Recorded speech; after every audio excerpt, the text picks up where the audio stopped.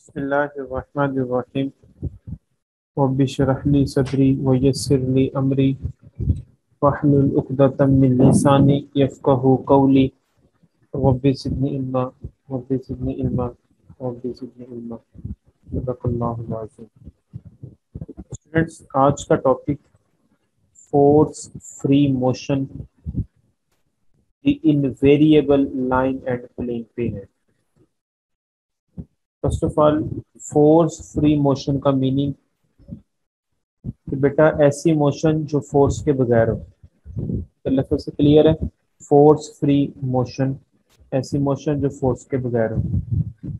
अब नेक्स्ट हम टॉपिक पढ़ते हैं, फिर हम समझ आ जाएगी कि इनवेरिएबल लाइन और प्लेन क्या होता है। Suppose that a rigid body is rotating about a fixed point O and that there are no force acting on the body, then the total external torque is zero. अब students फर्ज किए कि जो rigid body है वो rotate कर रही है about a fix point O. हमारे पास एक फिक्स पॉइंट है और रिजिड बॉडी उस पॉइंट के अबाउट जो है वो रोटेट कर रही है, और साथ ही there are no force acting on the body, उस बॉडी पे बाहर से कोई फोर्स नहीं कर रही। तो डेट मीन्स कि उसका एक्सटर्नल टार्क जीरो होगा। अब टार्क का फार्मूला क्या होता है, आर क्रॉस एफ। अगर फोर्स वहां पे जीरो होगी तो जाहिर बात है टार्क भी हमारे पास क्या होगा बच्चों, वो जीरो ही होगा। ठीक है, thus the angular momentum omega जो है is constant, angular momentum omega is constant and so has a fixed direction in space as indicated in the figure. जो एंगुलर मोमेंटम ओमेगा है वो कांस्टेंट होगा and so has a fixed direction in the space, तो उसकी space में fix direction होगी। जैसे figure में देखिए जरा कि बच्चों हमारे पास आ, ये फिक्स पॉइंट ओ है, और ये जो मैंने ऐसे रैंडम सी रेड कलर में डायग्राम बनाई हुई है, ये बेटा हमारे पास रिजिड बॉडी है। रिजिड बॉडी का ये एक्सिस है लाइन, और ये एक्सिस ओ पॉइंट पे फिक्स है, और इसको हम इनवेगा कहते हैं। और एक, सॉरी मैंने गलत बोल दिया कि हमारे पास ओ पॉइंट फिक्स है और एक्सिस हमारे पास जो है वो देखिए यहाँ पे, the angular momentum omega is constant and so has a fixed direction in the space as indicated.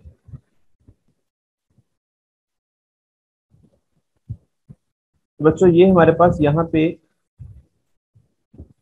ये हमारे पास फिक्स पॉइंट ओ पे एक लाइन हमने खींची हुई है जो कि एक्सिस है इस रिजिड बॉडी का। ठीक है, और उसी को हमने ओमेगा कहा हुआ है एंगुलर मोमेंटम। तो रिजिड बॉडी जो रोटेट करती है इस पॉइंट ओ के अबाउट करती है रोटेट, और बाहर से कोई टार्क एक्ट नहीं कर रहा, जाहिर बात है वहाँ फोर्स नहीं एक्ट करे तो टार्क भी जीरो उसका होगा। और साथ ही हमने ओ पॉइंट पे एक एंगुलर वेलोसिटी जो है वो ओमेगा वो भी ऐसे ड्रॉ की हुई है। ठीक है, the line indicating this direction is called the invariable line. तो जो लाइन होगी ये वाली लाइन ओ वाली जो ओ से पास कर रही है रिजिड बॉडी का एक्सिस है, वो इनवेरिएबल लाइन कहलाएगी। ठीक है, since the kinetic energy is constant, अब यहाँ पे काइनेटिक एनर्जी कांस्टेंट है। सी प्रॉब्लम 10.34। अब ये कैसे कांस्टेंट है, ये बेटा आप जब प्रॉब्लम 10.34 अब करेंगे वहां पे पता चल जाएगा कैसे ये कांस्टेंट होती है काइनेटिक एनर्जी। ऐसे हम जानते हैं कि काइनेटिक एनर्जी बेटा हम पढ़ी होती है कि 1/2 mega angular velocity dot angular momentum. ठीक है, अब 2 डिवाइड हो रहा है, यहाँ पे 2 क्रॉस मल्टीप्लाई करें तो 2t is equal to mega dot capital mega. अब ये जारी बात हमने ऊपर कह दिया कि ये कांस्टेंट होती है काइनेटिक एनर्जी, तो हमने यहाँ पे कांस्टेंट लिख दिया। अब कांस्टेंट के साथ कांस्टेंट नंबर मल्टीप्लाई हो तो कांस्टेंट आंसर आता है, this is equal to omega small omega into capital omega. इसको क्वेश्चन नंबर 1 का नाम दे दिया। This means that the projection of omega on capital omega जो कि एंगुलर मोमेंटम है इज कांस्टेंट, इसका जो प्रोजेक्शन है वो कांस्टेंट है। So that the terminal point of omega describe a plane. ठीक है, अब प्लेन को डिस्क्राइब करें, this plane is called invariable plane. जहां पे ओमेगा का टर्मिनल पॉइंट है, ओमेगा जहां पे एंड हो रहा है वो एक प्लेन की बॉन्ड प्लेन शो कर रहा है, और उस प्लेन का नाम इनवेरिएबल प्लेन है। ठीक है, ये सारे का सारा जो प्लेन है जिसके अंदर रिजिड बॉडी है वो इनवेरिएबल प्लेन होगा। Okay, as the rigid body rotates, an observer fixed relative to body coordinate axis would see a rotation or precession of the angular velocity omega about the angular momentum capital omega. In other words invariable line क्या होगी, जो अभी मैंने बताई है कि जो centre से पास रीजन से पास कर रही है, फिक्स पॉइंट है, ठीक है, वो क्या होगी, a line which is parallel to the angular momentum, एक ऐसी line which is parallel to angular momentum vector of a body executing Poinsot motion. एक लाइन जो होती है वो parallel to the angular momentum, ऐसी लाइन जो कि एंगुलर मोमेंटम के पैरेलल हो। अब एंगुलर मोमेंटम के जो ओमेगा है हमारे पास उसी के पैरेलल लाइन, तो यही लाइन है, इसी के ऊपर एक लाइन जो है वो उसकी बात की जा रही है। A line which is parallel to angular momentum vector of a body executing Poinsot motion। ये क्या होती है नेक्स्ट लेक्चर जो है ना वो आपको आर्टिकल में बताऊंगा। And which passing through the fix point, जो कि ओ से पास कर रही है, in the body about which there is no torque, वहां पे कोई टार्क नहीं है। तो ऐसी लाइन को बेटा हम जो है वो इनवेरिएबल लाइन कहते हैं। ये simply parallel to the angular momentum line होगी और वहाँ वो एग्जीक्यूट करवा वहाँ पे मोशन हो रही होगी, पॉइंट सोट मोशन हो रही होगी और वो पास कर रही होगी फिक्स पॉइंट ओ से, और वहां पे कोई टारगेट नहीं करेगा।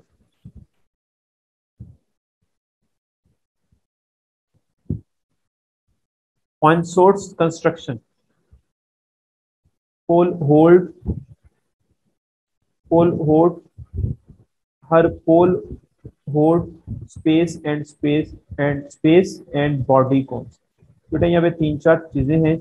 एक तो हम पॉइंट्स होल्ड कंस्ट्रक्शन बताएंगे, पोल होल्ड और हर पोल होल्ड ये बताएंगे क्या होती है, इसकी स्पेस एंड बॉडी कौन बताएंगे। एज नोटेड बाय पॉइंसोट, ये एक साइंटिस्ट का नेम है। The above idea can be geometrically, ये बात मैं बताता हूँ, पहले आप पॉइंसोट मोशन देख लें क्या होती है, जो अभी हम बात कर रहे थे उस डेफिनेशन में भी। Poinsot motion in classical mechanics, Poinsot motion construction after Louis Poinsot जो है उसका पूरा नाम था साइंटिस्ट का, उसके बाद उसने क्या किया, is a geometrical method for visualising the torque, एक ऐसा मेथड, कौन सा method, geometrical method for visualising the torque को देखने के लिए टार्क फ्री मोशन। तो ये एक ऐसा मेथड है क्लासिकल मैकेनिक्स में जो टार्क फ्री मोशन को देखने के लिए, अंडरस्टूड फोर्स फ्री मोशन, सारी बात है कि जब टार्क फ्री मोशन कह दिया तो फिर अंडरस्टूड है कि फोर्स फ्री मोशन भी होगा। Of a rotating rigid body, that is the motion of rigid body on which no external force are acting, तो वहां पे एक्सटर्नल फोर्स एक्ट ना करे। तो जो पॉइंसोट मोशन क्या होती है क्लासिकल मैकेनिक्स में, ये साइंटिस्ट कहता था ज्योमेट्रिकल विजुअलाइजेशन जो होती होनी चाहिए, वो ज्योमेट्रिकल मेथड है for visualising the torque free motion, और अंडरस्टूड है कि वहां पे फोर्स फ्री मोशन भी होगी। Of the rotating rigid body है, that is the motion of rigid body on the, और साथ ही वो एक्सटर्नल टार्क भी वहां पे नहीं होना चाहिए। ठीक है, अब चलते हैं पॉइंसोट ने क्या किया था। The above idea can be geometrically interpreted as a rolling without slipping. कि हमारे पास जो आइडिया है पॉइंसोट का, दूसरे वर्ड्स में बता रहा हूँ अब आपको मैं, कि वो रोल विदाउट स्लिपिंग, स्लिप नहीं होना चाहिए, जो हम रिजिड बॉडी कर रहे हैं, रोटेट कर रहे हैं, वो रोल नहीं होनी चाहिए, वो रोल होनी चाहिए विदाउट स्लिपिंग, स्लिप नहीं होनी चाहिए। Of the ellipse side of the inertia corresponding to the rigid body on the invariable plane. The curve described on the invariable plane by the point of content with ellipse side is called the hyperpole hold. This corresponding curve on the ellipse side is called pole hold. अब बच्चों हमारे पास ये एक rigid body है जैसे मैंने बनाई हुई है, ठीक है। अब इस रिजिड बॉडी के ऊपर मैंने एक एलिप्स जो है वो ड्रॉ की हुई है।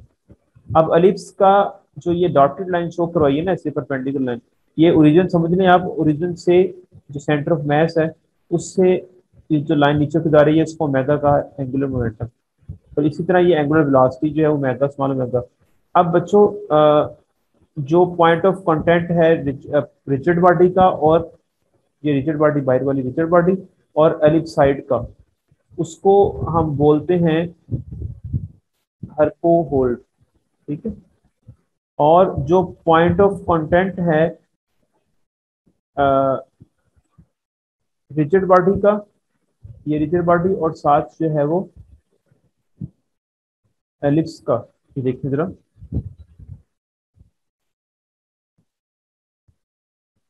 The curve described on the invariable plane by the point of contact with the ellipse side is called Harper-Hold. This corresponding curve of the ellipse side is called pole hold. ठीक है। तो जो ellipse की curve attach करेगी rigid body के साथ, तो वो कहलाएगी प्लेन बार, बस वो हर्पो होल्ड कहलाएगी। और जो अंदर से रिजिड बॉडी की कर्व जो है वो जो पीछे वाली साइड से जो रिजिड बॉडी की कवर है, इस रिजिड बॉडी जो है देखें, और जो इसको अगर देखें हम लिप्स को देखें तो लिप्स की दूसरी साइड जो है वो डॉटेड लाइन शो करवाई हुई है रेड से, तो वो और मिल रही है इस लिप्स के साथ रिजिड बॉडी के साथ, तो वो बेटा हमारे पास रहेगी पोल होल्ड कहलाएगी। To an observer fixed in space it could appear that the vector omega traces out a cone which is called space cone. अब to observe fixed in to an observer fixed in space, it would appear that the vector omega traces out a cone. Vector omega जो है वो traces out cone कर रहा है which is called space cone। तो अगर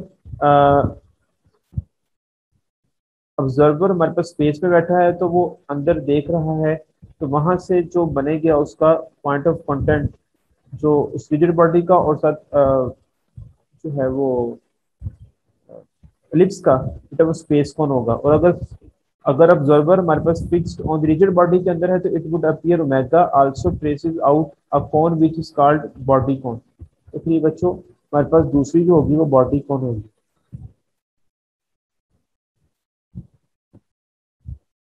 अब next है symmetric rigid body rotation of rigid body.